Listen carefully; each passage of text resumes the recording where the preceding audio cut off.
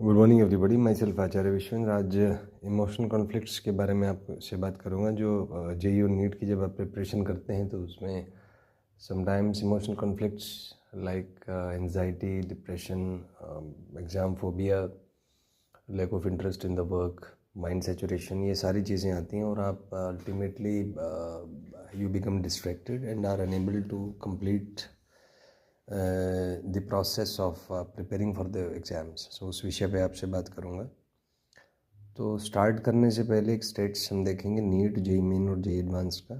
तो जो selection ratio है वो नीट में 2.68%, जेईई मेन 1.91 और एडवांस में लगभग 0.67% है। तो ये सबसे इम्पोर्टेंट फैक्टर है कि बहुत लो सिलेक्शन रेट है, जिसकी वजह से competitions are at the peak. तो ये आप प्रिपरेशन से पहले ही सोचें कि you have to be among the top, you can say that among the top 2% of the students who are preparing. तो अगर आप उसमें से नहीं हैं तो आप सेलेक्ट नहीं हो पाएंगे, क्रैक नहीं कर पाएंगे एग्ज़ाम। तो अपने आप की काउंसलिंग करें और पूछें कि क्या आप उतना प्रेशर बियर कर पाएंगे, क्योंकि अल्टीमेटली है कि every task that we do is dependent on the capability of the mind brain system and it is concerned with the frequency of the mind brain system. लेकिन एक सर्टेन लेवल के beyond frequencies नहीं बढ़ाए जा सकते। Every human being उसका अपना एक सर्टेन ऑप्टिमल फ्रीक्वेंसी होता है जिस पर उसका परफॉर्मेंस मैक्सिमम आता है।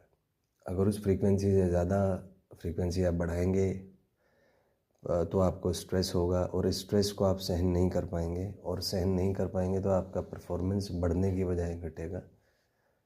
तो ये सबसे इम्पोर्टेंट क्रूशियल पॉइंट है कि आप अपने ऑप्टिमल फ्रीक्वेंसी को जानें, अपने ऑप्टिमल स्ट्रेस लेवल को जानें और उसके ±5% के अराउंड ही काम करें।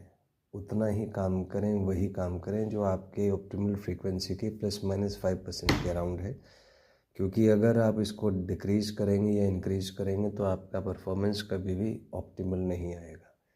ये यर्कसन और डॉडसन एक साइकोलॉजिस्ट थे, उन्होंने एक्सटेंसिव एक्सपेरिमेंट्स कैरी आउट किए डिफरेंट स्ट्रीम्स के परफॉर्मर्स पे, साइंटिस्ट पे, स्टूडेंट्स पे, एथलीट्स पे, क्रिकेटर्स पे, स्पोर्ट्समैन पे, और उन्होंने उनके बेसिस पर एक एनालिसिस दिया कि every human being has got a certain optimal frequency जिस पर ही उसका परफॉर्मेंस मैक्सिमम आता है। इसको आप ऐसे समझें कि मछली को आप कोई भी मोटिवेशन दे के कभी भी पेड़ पर नहीं चढ़ा सकते, क्योंकि उसका जो सिस्टम है वो सपोर्ट नहीं करेगा पेड़ पे चढ़ने।